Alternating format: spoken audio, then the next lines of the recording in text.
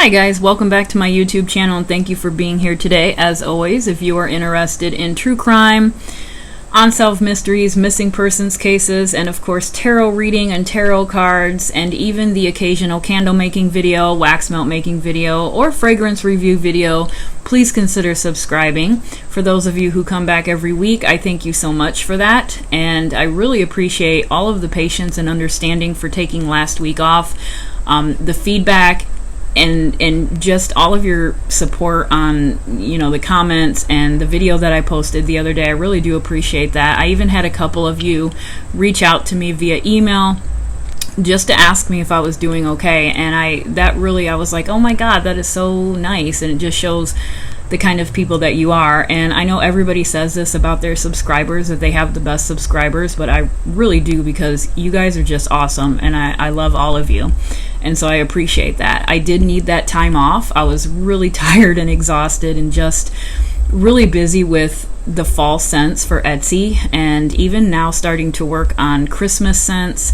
And I added, I don't know if I talked about this or not, I might have talked about it on my video for candles, but I added something called a fire starter, and I cannot keep those in stock. Those are really popular, and I had no idea that they were going to be that popular. And so a fire starter is just a little wax, oh, here I have one. It's just a little wax fire starter that I make, and they're in these little cupcake holders. It kind of looks like a cupcake. It could be something like a dessert, really, if you looked at it quickly. But this is all flammable items in here. I also add the flammable tumbleweed. I do buy that, and then I tear it apart because it comes all wound up, and so I tear it apart and I put it in there, and it's got all sorts of flammable goodies inside that you can't see, like lint and just all of that kind of stuff. And then I top it off with pretty little things, and there's a wick, and so people can just put it in their bonfire, or they can put it in their fireplace. I think it's kind of more for aesthetics, and it's just kind of a cute little gift for someone who's into that kind of stuff. So these things take forever to make, and like I said, I have been selling a lot of them. I've had a few people that will buy 5 or 6 of them at a time, and so when that happens, I'm literally trying to make more right away. So I've been really kind of just dealing with keeping those in stock and working on holiday scents. So I really needed that time off, and I thank you guys for understanding. All right, so before I forget, let me go into the private tarot readings. Private tarot readings are always available. All you have to do is reach out to me via email, and I will have my email address in the description box. Maybe I should actually put it in a comment pinned at the top, maybe, because it seems like a lot of people still can't find it for some reason, but I'll put it in there. I'll put it in both, and so all you have to do is reach out to me. What I do is I record it just like I do a regular weekly video, and I upload it to YouTube. You do see me shuffle, you see me pull, which is very big for me. I will never come on here and have cards already laying out, because I just want to have the, I don't know, I think it's just better when you see a tarot reader pulling cards and actually shuffling on camera. So that is how they are done. They generally take about an hour to an hour and a half, depending. I use several decks, but I upload it then to YouTube, but I upload it as an unlisted video, so you are the only one that can see it. Unless you choose to share that video, you have to send someone the link. So I send you the link. What you do with that link after you have it, it's up to you. But you are the only one who can view that video. I keep it up there unless otherwise told. If you want me to take it down for whatever reason, I absolutely will, but it's up there for as long as you want. You can go back and view it 100 times if you want. It will always be there. So that is how I do the tarot readings. I just wanted to clear that up because I did have someone reach out, and she was concerned because she did not know if we were going to have, the time-wise where she lived, if that was going to work, if we were going to do something like a Zoom call or something like that. So that's the way she thought it was set up, that we would have to make an appointment and we would be on face-to-face and we would be doing the reading like that. So nothing like that. You can watch it at your pleasure. It's going to be there. I can do it at midnight. I can put it up there, send you the link. You can watch it whenever you want. So that's how they're done. All right, so for the month of October, I wanted to do something a little bit kind of creepy, I guess maybe is the right word, maybe not, I don't know. But this is my favorite month, and I am a horror movie fan. I love anything, everything, horror, scary, anything. Those are the types of movies that I watch. I'm that person that will go to the movie theater to watch The Conjuring. Okay, that's just my thing. I love that kind of stuff. And so October is always a fun month for me. And so I wanted to do something kind of fun for this month. And I did reach out to you guys. I told you this a couple of weeks ago, and I said that I was open to suggestions. Many of you actually wrote down suggestions, and I have all of those written down. I think next week's case, one of the cases that I'm going to read on this month, I don't know if it's going to be next week or not, is going to be the Hinterkaifeck murders. I don't know if I'm pronouncing that right, but that's kind of an interesting one, and it's got some aspects of being creepy, so I wanted to read on that. I also want to do the Amityville house, so that's going to be on the list, and then there's some other things, but I don't remember. All right, so for today's case, it is going to be about Christopher Case. Okay, and so Christopher Case was a 35-year-old man, and he was a music executive. I think he worked for a company named Muzak Holiday, or Muzak, what was it? I have it here. Muzak Holdings. Okay, so he was a music executive. This was a new job, and he was extremely excited about this new job. He was passionate about ancient music. Muzak Holdings, I had to look it up. It is a company that does the elevator type music, and so that's what he was hired for. He was kind of hired to come in and revamp the reputation of elevator music, right? And so his job required him to travel a lot. Now, he was before that, he was a small town radio DJ, and so he was very passionate about music, right? He loved music, and so this new job was definitely an opportunity. He traveled a lot for this job, and so that is kind of what leads us to what happens. But before that, I do want to add in, he was very physically active. He worked out every day. He took care of himself. He took vitamins. So what ultimately happened to him, it's not impossible, but I do want to put out that he was very conscientious about his health and his physical activity. All right, so Christopher had a meeting in San Francisco with other music executives, and this was on April 11th, 1991, and ultimately it is 7 days to the day of his death. Okay, so he goes on this trip, and he was at a restaurant or something like that, and he met another woman who was older than him, but they really hit it off because they both had this love for ancient music. Okay, that was just something that they connected on, and they had a wonderful evening. They were chatting all night and laughing and just really having a good conversation. They really connected. However, the woman who was older than him, she was quite older than him. I don't know exactly how much older, but she was quite older than him. She hinted that she was interested in him, and she invited him back to her place. He politely declined. He was not interested in her in that way. He was single at the time, but he was not interested. I don't know if that had mainly to do with the age, but he did politely decline. And when he politely declined, the rejection seemed to anger her, and she did tell him that she was a witch and she was putting a curse on him and that he would be dead within the week. So I'm sure Christopher was like, oh God, I dodged a bullet on that one. I don't think that he was into any of the occult. He didn't believe in any of that stuff, and so he just kind of took it as, wow, I'm glad I probably didn't go home with her, right? And so that was his experience. So he continues on with his training or his meeting in San Francisco. A couple of days goes by. He's not really thinking about it. He forgot all about it.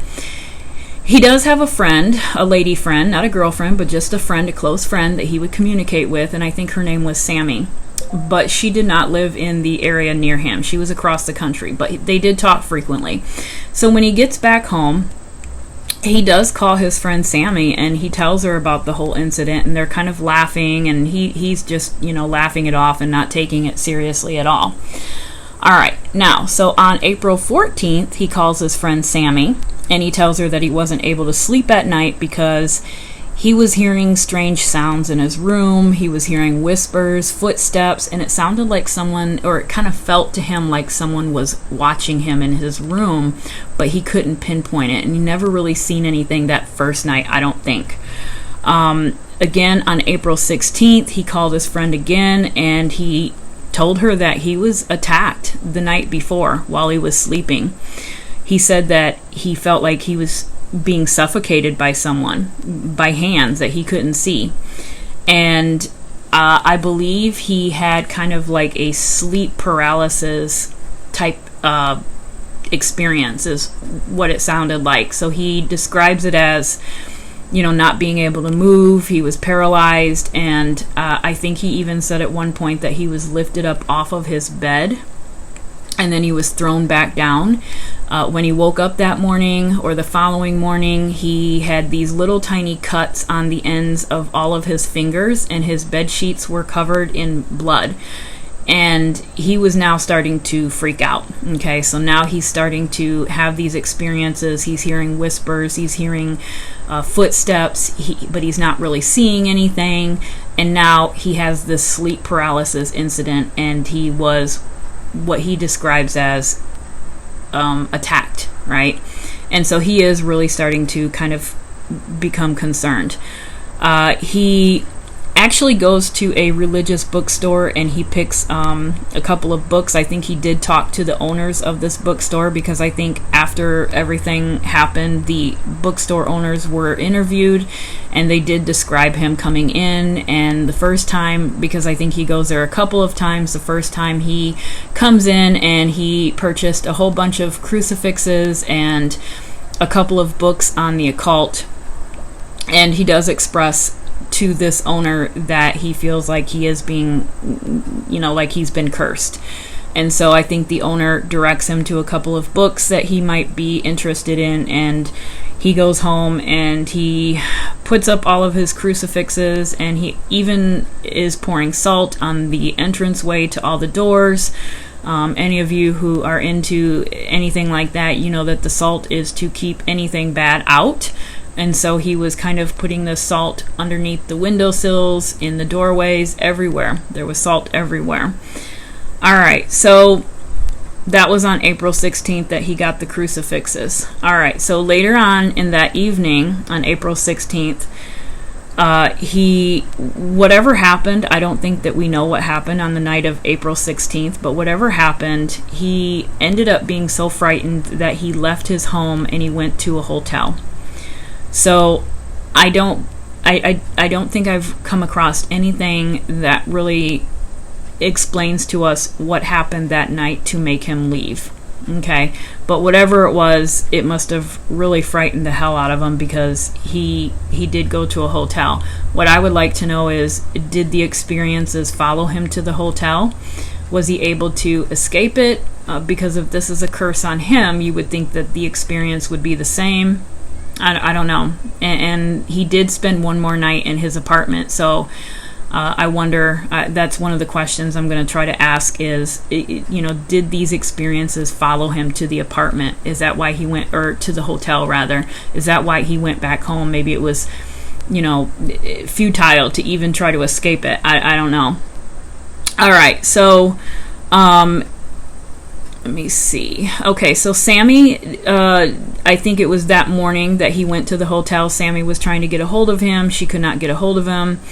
She does, and this was what, 1991. There's no cell phone. So I think Sammy called his house that morning, or his apartment that morning. She didn't know that he was at the hotel, and so she got worried when he didn't answer. There was no way to communicate with him.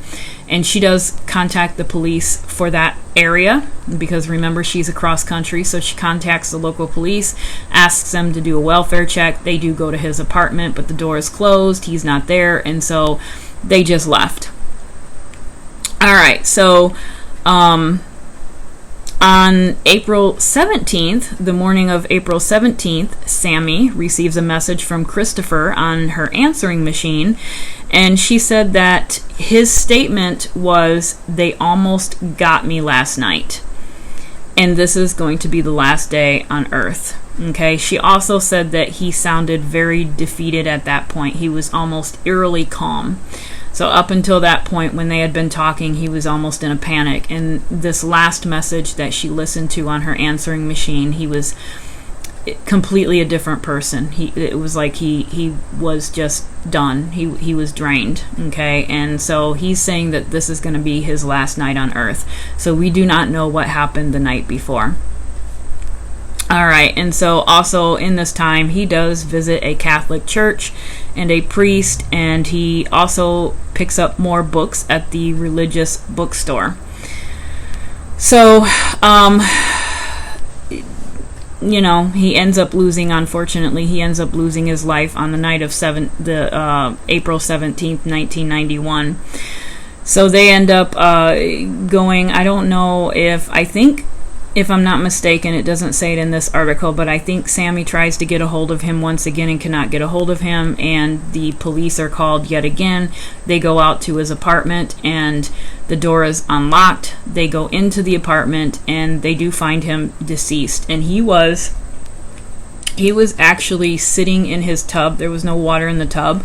He was kneeling in his tub, almost like in prayer position. He was fully clothed, and his head was laying up against the wall of the shower, or the tub area. And so it kind of makes me think that he was maybe praying. It's kind of what I think he was doing. When the police looked around, they did see all of the crucifixes that he had bought. They've seen all of the books on the occult. There was religious music playing in the apartment, which has got to be really creepy going into this environment and seeing what you're seeing. It's probably something that you would think that would be in a horror movie, right? So you're going in there, you're seeing all of the salt on the floor and the windows, and he had little notes that I think he was putting little kind of like little passages, I think, that would ward off demons. And so he had these little handwritten little notes that he had scattered all around his apartment. And then they found him. So when they found him, they did an autopsy, and they found out that he had died of a heart attack, or something specifically called myocarditis. Okay, so myocarditis is basically symptoms include chest pain, abnormal heartbeat, and shortness of breath. And I think it's pretty much a heart attack. I don't know if technically it's exactly as a heart attack, but that was why he died. Okay, the physical explanation. And so if you go back to the fact that this was a healthy young man who worked out every day, and like I said, was taking vitamins and doing all of these things, it's not impossible. Okay, it's not impossible that he could have had a heart attack. That sometimes doesn't mean anything. Those things don't mean anything in the grand scheme of things, because we know healthy young people have heart attacks. So is it something like that, or is it something more sinister? Because he literally dies 7 days to the day this woman at this restaurant put, quote unquote, this curse on him. So is this a case of witchcraft? Okay, or is it a case of, power by persuasion, right? Words have power. Was this woman an actual witch? And believe me, I believe in all of these things. I believe in curses and things like that. I don't believe every story I read, okay, or every story I hear about it, but I do believe that words have power, and there's no difference between, let's say, a spell and prayer, to me, in my opinion, okay? It's words that you're speaking. How many of us have had something horrible said to us, especially in childhood? You're picked on by someone and they said something to you, and it really hits you and it sticks with you. And even 30, 40 years later, you still recall that, and maybe that has affected you somehow throughout your lifetime. It's because those words have power, right? It's the power of persuasion. And sometimes, you can, was he having some symptoms that was related to his heart? And maybe in the back of his mind, he was thinking, and then, you know, thinking about what this woman said to him. And then on top of that, if he does go to the occult store and he purchases a book, that's also things that he's reading and ingesting and thinking, oh, okay, yeah, oh my God, this is real. This is happening to me. So is it something that he created in his head, or is it something real? So that's what we're going to try to find out today. Let me move my phone out of the way here. It's an interesting case. It really is an interesting case. And like I said, I don't doubt that those things are real, that those things happen. And but like I said, I don't believe every case. Okay, I am a skeptic to a certain extent. Just like psychics. Okay, psychics exist. There are people that have gifts, but not everyone who says that they're a psychic has a gift, right? It's just, you have to be kind of selective, and you have to be, you just have to be selective, and you have to pay attention, and you can kind of tell when someone does have a gift and when someone doesn't. So I do want to ask the pendant, you know, is this a case of witchcraft, or is it a case of a physical illness? I actually read an article the other day that someone actually said that some of the symptoms of myocarditis, you can have hallucinations. However, or I think I was watching a video and somebody said that. However, when I looked up the symptoms of myocarditis, I did not see anything like that. There was nothing in the symptoms that suggested or was similar to any of the experiences that he was having. So I'm not sure that I buy that. So I want to ask the pendant, was Christopher Case, was he being attacked on a supernatural level? So again, clockwise to the right is yes, and counterclockwise to the left is no. Was Christopher Case being attacked on a supernatural level? Did he have a curse on him?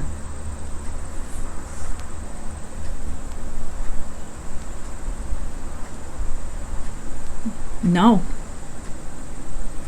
No, it's saying no. It went to the left. So, interesting start.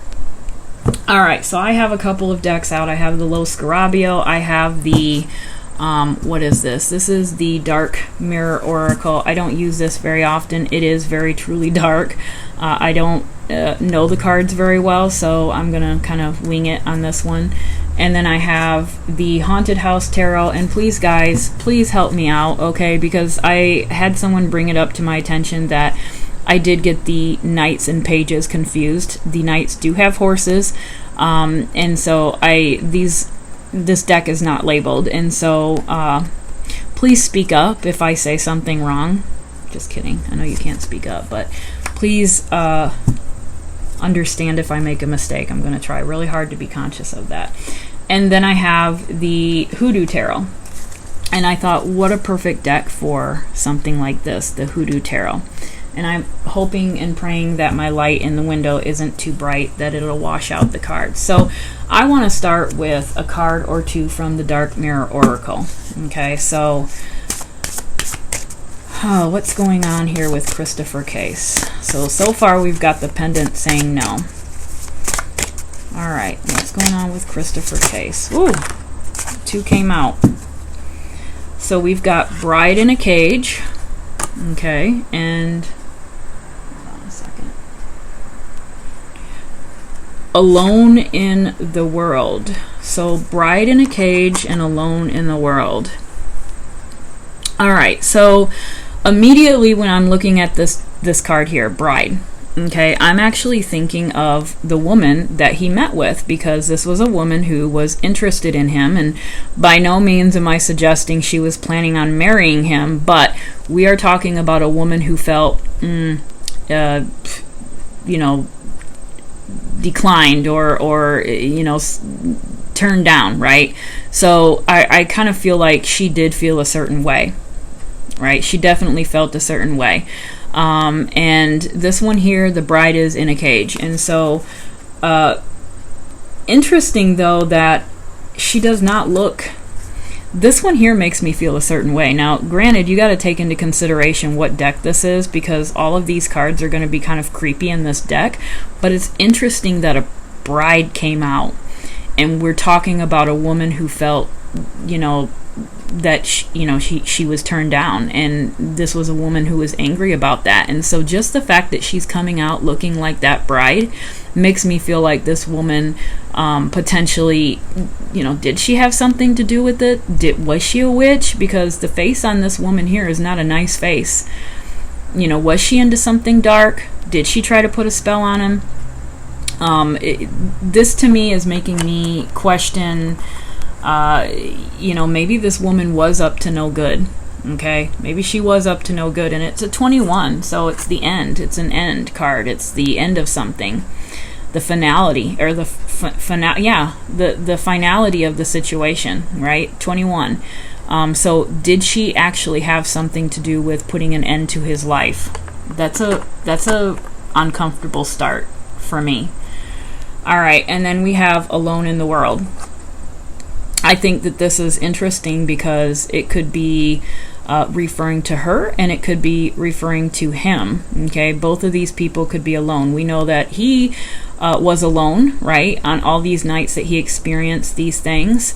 And it's a 6. So what is a 6? Let's think of the 6s that we have. What's the 6 in the major arcana? It's the Lovers, right? It's the Lovers. So very interesting that you can connect numbers like that when you're reading tarot cards, okay? That's why I said 21, it's the end, okay? It's the conclusion of a cycle.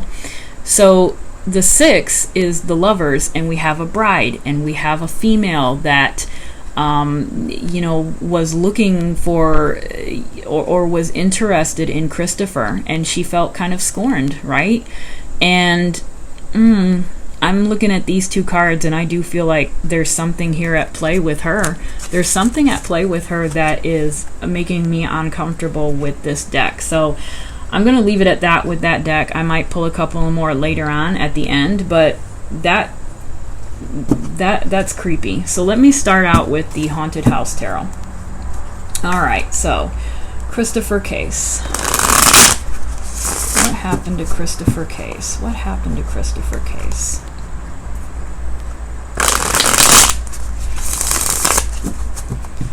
All right, tell us the story, Chris. Tell us what happened to you. Tell us what happened to you. Did this woman put a spell or a curse on you?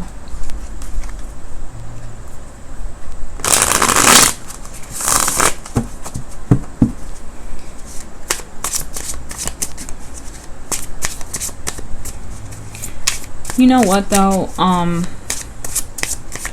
top of that, I know the pendulum is saying, no, this was not witchcraft, but he very well believed it was. He was convinced at the end of his week there and throughout that week that this woman had cursed him. And so when you draw cards on someone, you pick up on their energy and how they're feeling. And even after transitioning,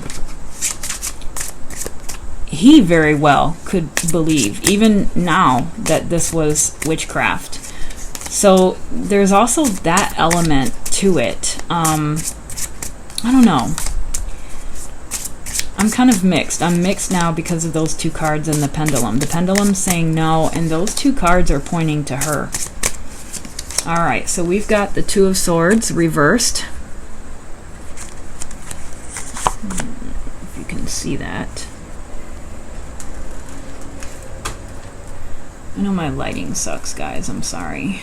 And then I'm filming earlier in the day than normal, and so the light at the window is really hindering everything. All right, and we have the Queen of Cups reversed. Queen of Cups. So we've got two women here. The Six of Swords. The Three of Pentacles. The Ten of Cups. The Five of Swords. the Nine of Wands, the Moon, and the Five of Wands reversed. Okay, so right away I feel like this is the woman that we're talking about. This is the woman. So for whatever reason, she is appearing in this reading, and I feel like there's a significance to that. Okay, if she had nothing to do with his death or played no role, I don't think that she would come up. I could be mistaken, but she's coming up, and she's not coming up in a good light at all. Not with the two cards that we pulled already. So there's something amiss here, and she's coming up as reversed. And then on top of that, and I don't usually use a spread, a particular spread of any kind, but I do pay attention to how the cards come out and where they come out and what's above what and what's below what. And I'm looking at her, and I'm looking at this down here, and we've got the happy family.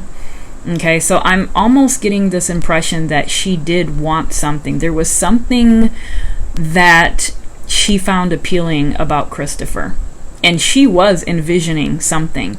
I mean, I still have these out here. Okay, I've still got the 6, and I've still got the bride. Okay, so we've got a bride, and we've also got that happy family card, right? So, and this is just that wonderful 10 of Cups.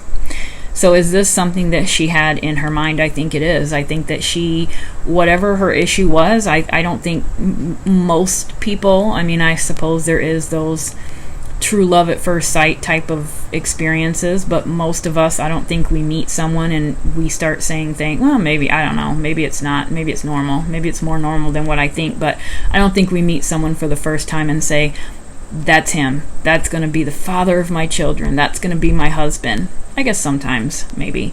But I feel like we're dealing with a little bit of something like that with her. She envisioned some future with Christopher. Even though she was older, she had that in her mind. She absolutely had that in her mind. I don't believe, she thought that they were going to be able to overcome all obstacles, right? Look at the way that they're facing the mountains. I look at those mountains as, higher places, higher elevation can be a higher perspective. It can be a representation of the higher self, and it can also represent obstacles. And so this was a woman who had a vision when she was with Christopher, and when he turned her down, I do believe that actually crushed her. And then we have the 2 of Swords that brings us to this, which is reversed. It's that decision, right? So did she make a bad decision when she felt, turned down like that? Was there something that she did?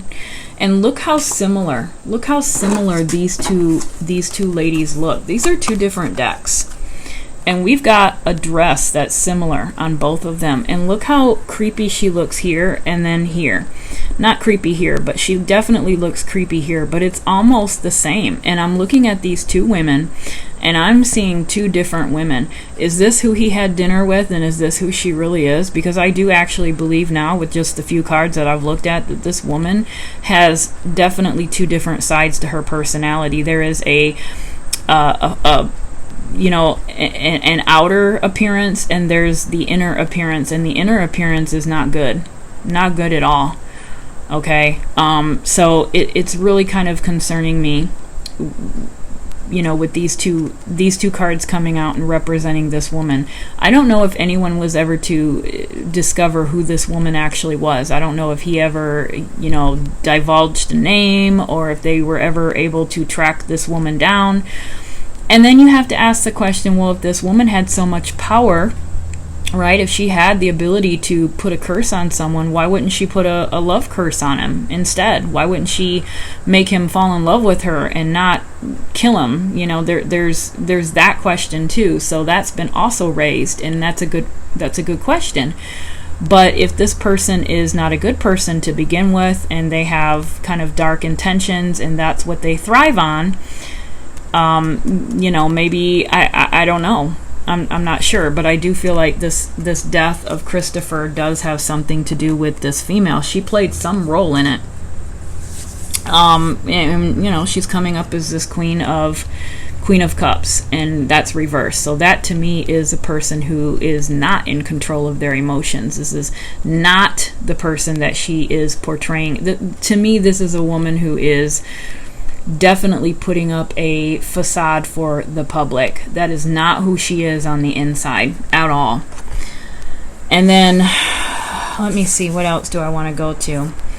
Let me go below here to the Five of Swords. You know, this is definitely kind of that backstabbing, you better watch out kind of jealousy card to me, especially with this particular image. I'm looking at, you know, this deck, of course, uses knives instead of swords. Well, at least they did here.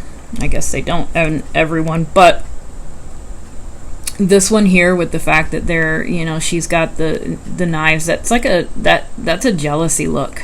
Okay, that's a jealousy look. And so I think that there's more to the story with Christopher. I really do. And I would like to know, because of this jealousy card here coming out, we've got two other characters in the back, and I have to wonder if there were other people in this meeting. Okay, there's something more going on here with this whole evening. I think we don't have the whole story as to what happened during that dinner.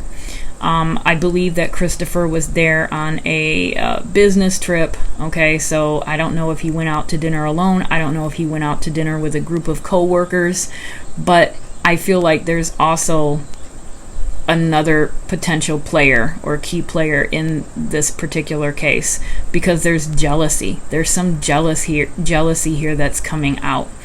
And so this woman was very, very jealous, and it wasn't just the fact that she was upset that he turned her down. It was the fact that there was someone else, I feel, that he was showing interest in, and it wasn't her. And that, I think, is what ticked her off. So I would be curious to know if there was you know, I'm thinking of all these co-workers going out and, you know, having dinner together. Men, women, you know, everyone. So that's kind of what I'm wondering in my mind, is if it was something like that, because there's jealousy. There's jealousy. And then we've got the three. We've got a Three of Pentacles. This is three people. This is a third party. Right? This is all about collaboration and working together, but I'm dismissing that. We're talking about three people. So I feel like there's definitely another person involved that he potentially was showing interest to, and that might be the question to the answer, or the answer to the question rather, about why wouldn't she want to make him fall in love with her? Why put a curse on him? It could have been just out of pure anger. I don't think that she really loved him or really wanted, you know, I don't think that this person is capable of having an honest and happy and true and genuine relationship with anyone. Okay, it was just kind of, I think it was more of a fling type experience that she was wanting, and it angered her. And she was very jealous, and there has to be another person, I think, to be jealous of, and I think that there was someone else there, and she felt slighted, and she was, I don't think she really loved him. I guess that's what I'm getting to. I don't think she was in love with him. It was just one night, and had no interest of pursuing really anything truly with him, and that is why she chose to reach out and do a curse instead of, you know, like a love spell or something like that. So I think that's what that is. But there's definitely someone else that she felt slighted by, and that really ticked her off. Again, we've got the Five of Wands. We've got two fives here, right? We've got the Five of Swords. We've got the Five of Wands. Five of Wands is all about competitiveness. All right, competition. Interesting that these guys here in this particular Five of Wands, well, not all of them, but some of them have covered faces. They have cloaks. In history, sometimes when you think of a witch, you think of a witch wearing a cloak, right? And so immediately when I seen this card, I'm looking at that and I'm like, you know, maybe there is, I do believe that this woman practiced in the occult. However, we've got two sides, right? We've got a dark side and we've got a light side. And it's a matter of keeping those two things balanced. And when those two things are not balanced, that's when all hell can you know, come out. And so I feel like this woman here, if you're into that kind of practicing, if you're into the occult, and you know, there are a lot of people who practice Wicca and all sorts of types of religions. I have, you know, been interested in Wicca myself for many years. I'm not completely a Wiccan, but there's some elements to it that I really can align myself to. But there are several types of different witches, and it's not really what you would think of when you think of the traditional witch that we have in our mind from movies or shows or anything like that. 9 times out of 10, they're very kind and loving individuals, and they're aligned with, you know, Mother Nature and the earth, and they use all of the tools that are given to us naturally for the better, okay? And so that's usually what typical witches, okay, modern day witches will do. But this woman is not that. She's the darker side. And those exist as well. Okay, those exist as well. And she is that. That is what she does. And she does it, you know, she has that side disguised. I think that she does have, some people would call this kind of like a coven. Okay, so there might be other people that she is affiliated with and they work together, but they're not good. They're not doing good things. All right, and those people are all around us. They exist. They exist. They are more plentiful than what we think. Okay, but they hide it. They hide it, and so we don't know. But this is definitely, I think, what she was, and she wasn't a good person at all. And then we have the moon card. So this is all about secrets. This is things that are that are kept under, you know, on the down low, really.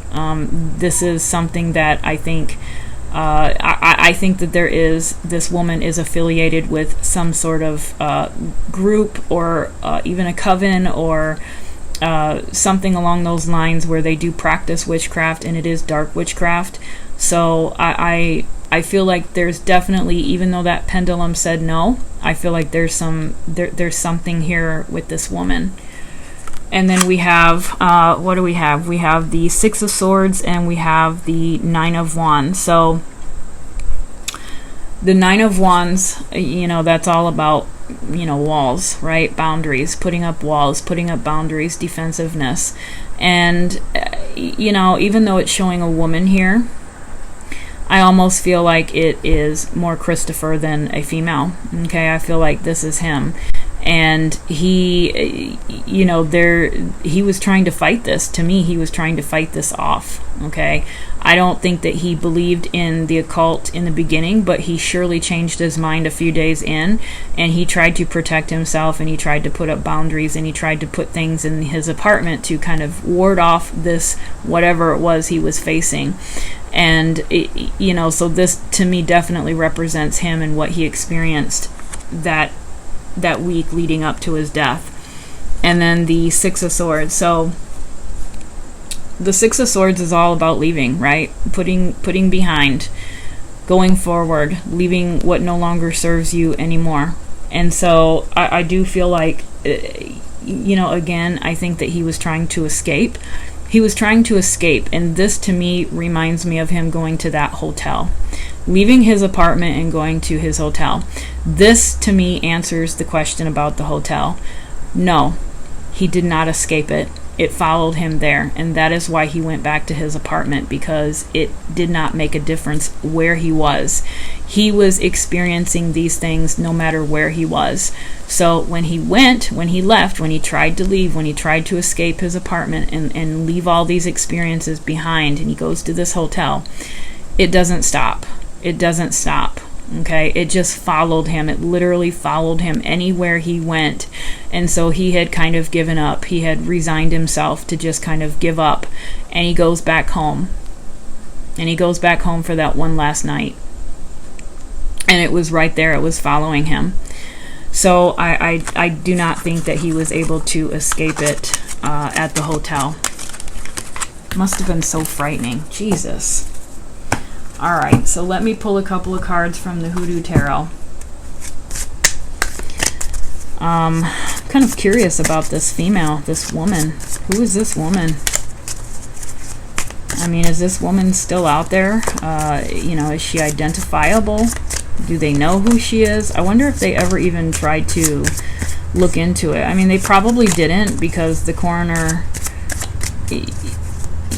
pretty much came out and said he died of a heart attack. So they have no reason to really look into it. But so interesting about this female, and if they ever, I mean, I know it's 1991, right? But they probably still had security cameras. I would be curious to know if anyone has ever went to that restaurant, or if they even know what restaurant. I mean, this was a business trip, so you would think that they would have all of that information logged somewhere. Maybe he used a business credit card or something. So where was this restaurant? Were there cameras? Is this woman able to be identified? Just out of curiosity, because it's just so eerie. All right, so we've got the what is this one? Death. We have the death card. We have the 6 of Cups. We have the 4 of Wands. 4 of Wands. We have the Son of Baskets. So that's the page. Page of Cups. If I can get it. We have the 5 of Knives. So that's that 5 of Swords. That 5 of Swords has come up twice now. And then we have Justice, so that's an interesting one to come up. So Dr. Buzzard, Justice. Let me pull a couple more. Daughter of Baskets. So we have the Daughter of Baskets and the Son of Baskets. And then the 9 of Coins, which I believe is this woman. And then the 8 of Sticks, so the 8 of Wands. So, all right. We have Death. Like I said, I know what the pendulum said. Okay, I know that the pendulum was a distinct no, but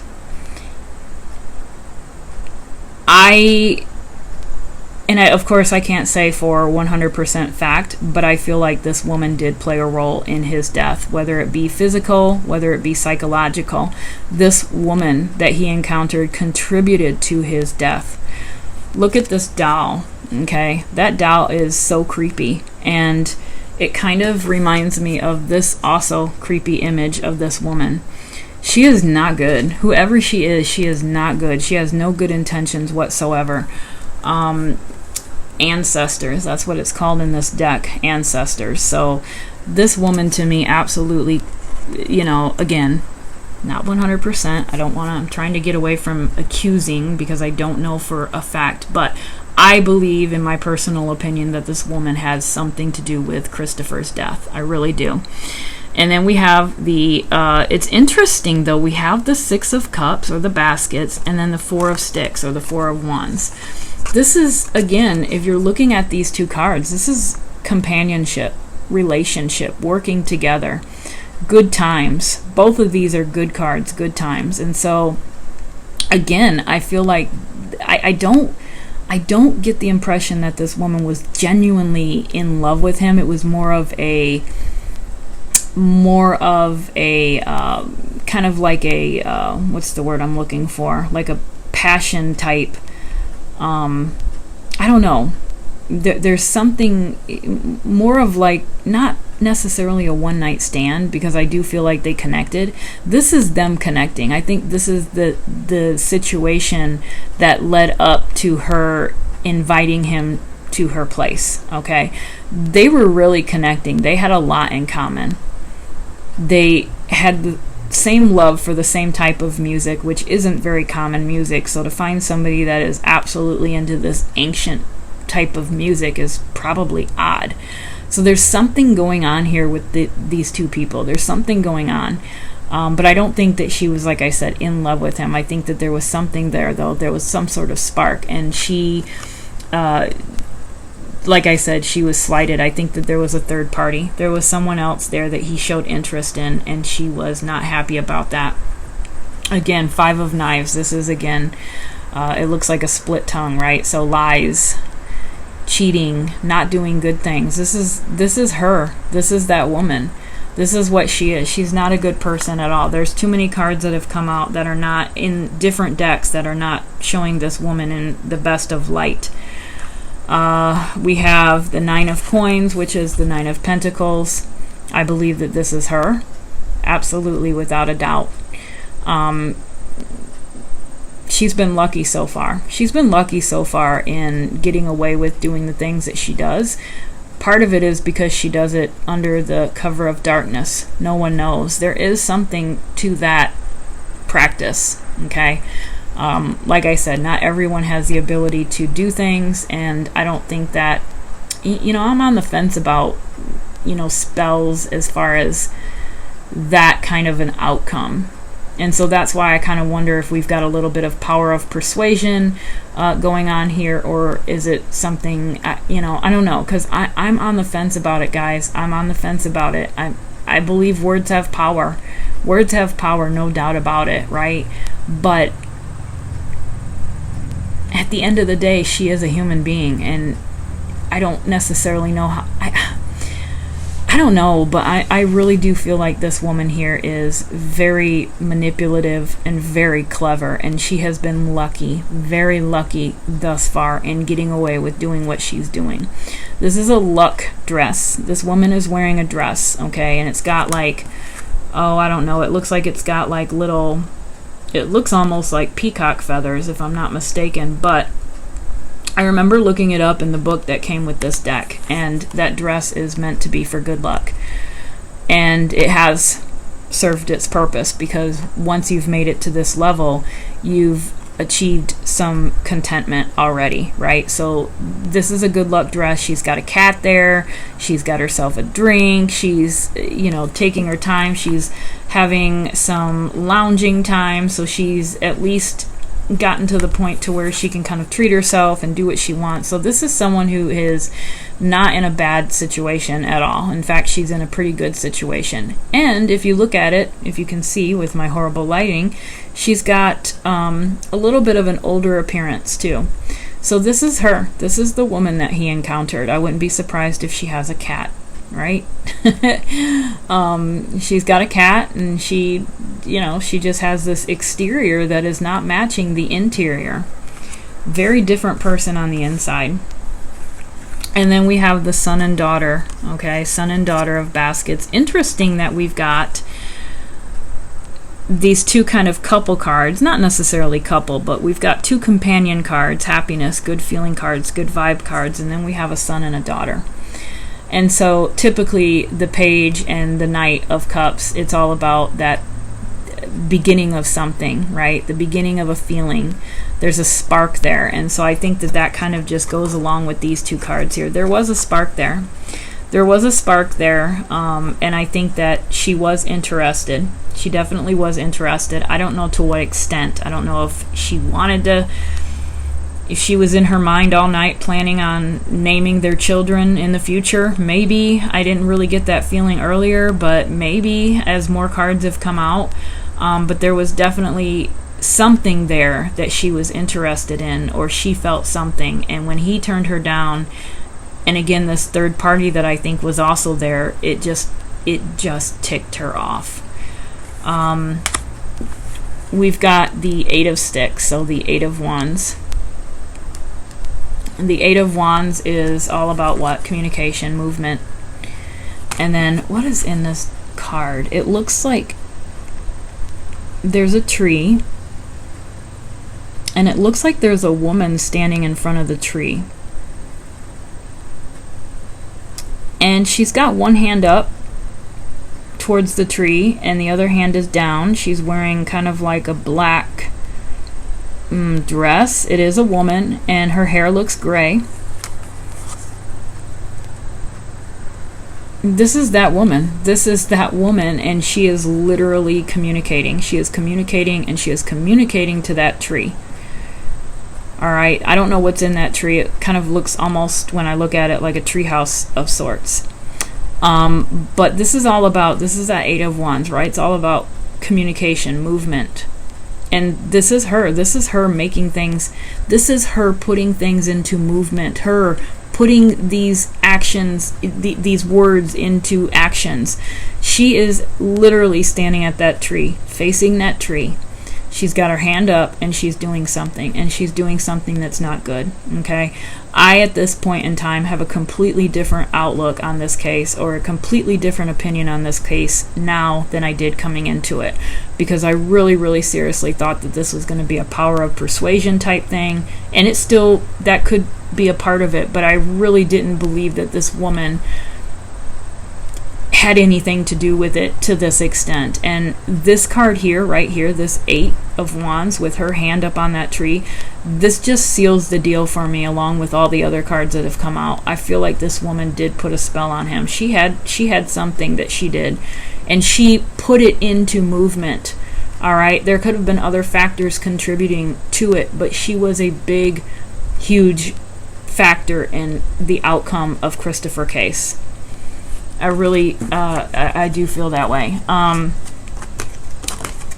actually am going to, I think I'm going to pull a couple more of the other cards here, but I want to leave this one out here, the Justice. So I am a big believer in consequences, and in this particular case, with this Justice card coming out, you have to ask yourself, you know, what kind of justice is that? Because typically in that kind of world, what you put out, you can guarantee that you're going to get in return. All right, that's just the way it is. So if you're putting out things like this, okay, these negative things, there's the power of 3, right? And the power of 3 is that whatever you put out bad, it's going to come to you times 3 in return. And so there are going to be consequences for this woman. I don't think necessarily there's going to be consequences in the physical. There may be, but it's not going to be in the terms of law, I don't think. It's going to be in a different sort of law. And those are going to be the consequences that she has to face, okay? I really kind of feel like there's something there's something not right with this woman. All right, so let me pull, I just want to pull a couple more of the Dark Mirror, and then I'm going to end this reading. And at this point, I do feel like this woman, again, played a role in Christopher's death. Downcast Pride. Hiding your true self. Yes, she does. She does. I won't cry for you. Oh, God, she does hide her true self. She puts on a show. I swear, if you've seen this person, okay, whoever deals with this person would never in their wildest imagination would think that she is doing what she's doing under the cover of darkness. That's why that Moon card came out. She has a double personality, okay? Again, one she lets the people see, and one she doesn't. She's doing it under a cloak. Literally a cloak. She's wearing another cloak, and it's red. So this woman is a piece of work. She is an evil person. I believe that she has darkness all in her everywhere. Again, I keep going back to this one here. This is definitely her and what she is inside. She is literally a parasite, and a dark one at that. She does have a certain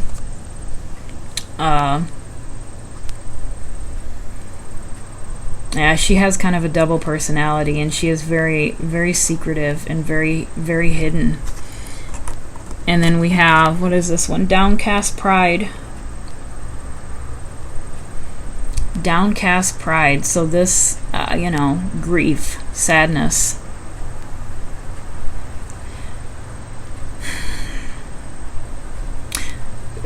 This actually makes me feel like something has happened to her in her life where she is, to me, that is something or someone that has been deeply hurt and is acting as a result of that. So there's something there's something that I think has caused her to do these things. And then on top of that, with the it's like to me there's something there's something inside of her that has happened, or there's some sort of loss or sadness, a deep sadness, like a depression type thing, very, very serious depression, or grief, or something that she has experienced that has kind of morphed her into what she is. Okay, there's something there. But it has morphed her, it has changed her, and she now has this kind of, double personality type. And that part that's hidden is very, very scary, very scary. I won't cry for you. What does that remind me of? That reminds me of her being turned down and saying, well, okay, if that's what you want, but you better watch out. So I won't cry for you. That again kind of goes back to, if this person has this power, why wouldn't she make him love her? Why wouldn't it do the opposite? Why wouldn't she do the opposite? Why kill a man? Just, I don't know. I don't think we have all the answers to that, but there was definitely some, I won't cry for you. That's kind of that, that to me just kind of shows her frame of mind. She did not want that at that point. She wanted to get back at him. She wanted to hurt him. She wanted to cause him pain. And so that's how I look at this particular card. I do think that she played a role in this. I think that there's something that this woman, I don't know. I don't know. It's not anyone that I would want to come in contact with. Because like I said, I don't always believe in all of those things, but in this particular case, there's enough cards here to come up today that I would not want to be in the vicinity of this individual. All right, so guys, I hope that you enjoyed this reading for today. Again, thank you for being so patient. I'm going to stop it now, because if I don't stop it now, I'll continue to read cards for another 30 minutes, and I don't want to do that. So, okay, I am going to, this is my plan. So I do have a couple of things that I have to do this week.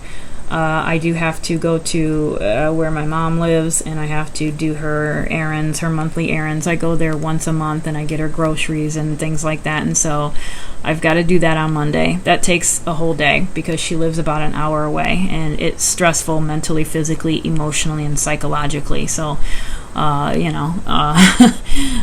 have to do that on Monday, and then I'm still working on wax melts and things like that, but I'm hoping that I can maybe sneak in another video later this week.